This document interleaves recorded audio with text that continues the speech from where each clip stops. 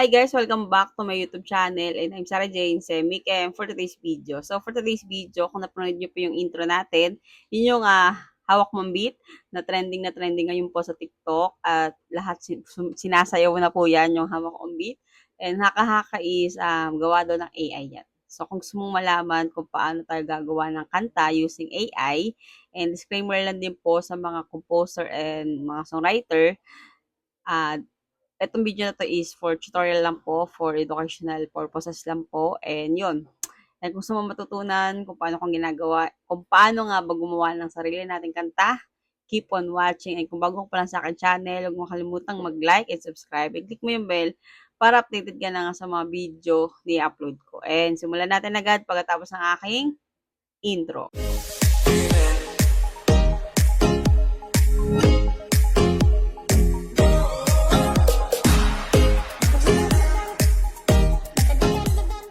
Nandito tayo sa screen ng aking PC. So, punta tayo dito sa ating Google Chrome at search nyo po Suno. Ayan, Suno AI. Ayan. Ayan. Ito yung pinakaunang lumabas. Click po natin yan. So, may ginawa na po kasi akong mga kanta po dito. Ito yun. Nung nakaraan, gumawa na rin po ng tutorial nito doon po sa aking Facebook account. So, punta tayo dito sa gilid. Pindutin natin itong create. Yan. So, dito sa create, meron ditong lyrics and style. Bago nyo po pala to gamitin, guys, dapat nakapag-login po kayo ng Gmail account nyo. So, i-connect nyo lang yan sa inyong mga Gmail account para makapag-login po kayo dito. So, punta tayo dito sa ChatGPT para makagawa tayo ng kanta. Yan. So, search natin ChatGPT. Ayan, ChatGPT. Ayan. So, type natin, can you make a song, can you make a short song for, ano ba, para kanino ba yung gagawin nating kanta? For my inspiration, ano ba, for my loved one na lang. To my loved one, ayan. So, depende sa inyo yan kung kanino kung ano yung gagawin yung kanta para kanino at para saan yung purpose, ayan. So, yun, lalagay nyo lang dito. Ito, for example lang naman yan.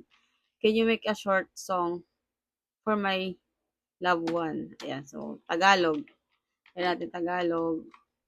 Tagalog, English. Naintindihan ni ChatGPT yan. Tagalog, English. Tapos, rock and pop. Yan. Yan. So, may title pa, di ba? Ikaw lang. Oh, di ba? Copy-paste natin yan. Ayan. Copy. Copy natin. Then, punta tayo dito ulit sa Suno. Yan. So, i-paste natin dito yung lyrics. Ayan. So, lalagyan natin dito rock and pop, di ba? Nilagyan natin doon kanina. Yan. So, sa style, kayo na bahala kung ano yung ilalagay nyo. Kung anong style ng kanta. Ayan. So, ako rock and pop lang. Tapos, ito yung lyrics. Kinape-paste ko lang dito. Ginawa natin yung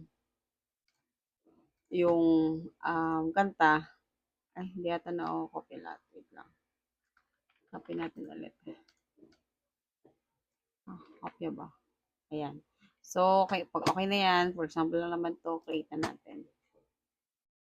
Ayan. Ayan. So, ito na siya. Ayan. Pakinggan lang natin yan. Hintayin lang natin ma-generate. Sa-generate. Tingnan natin. Pakinggan natin, guys, Hindi pa tayo makapirighted nito. Ayan, ito yung una. Hmm.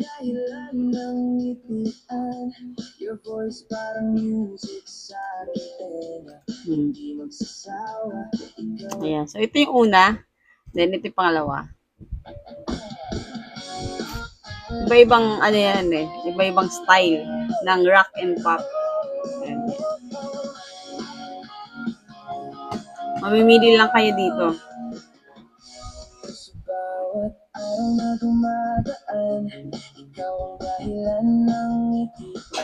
Diba? Pwede din, maganda rin siya guys. Diba? Ayan, so pangatlo.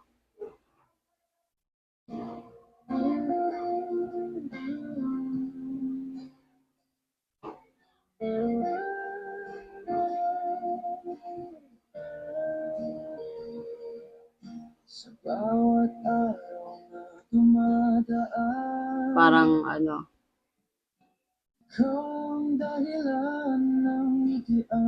Parang masyadong ano siya. So, pakinggan natin itong mga apat. Parang senti-senti, di ba? Senti-senti mood. Ayan po. For example, napakinggan nyo na lahat, nakapili na kayo. For example, ito. Ito muna yung sampulan natin. Ayan, ito.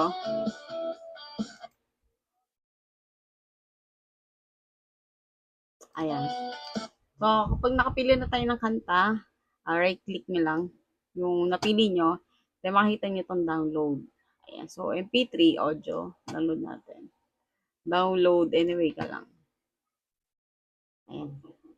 So, mapupunta na yan dito sa ating downloads. Makikita nyo yan dun sa inyong documents kung sa PC kayo nag-open.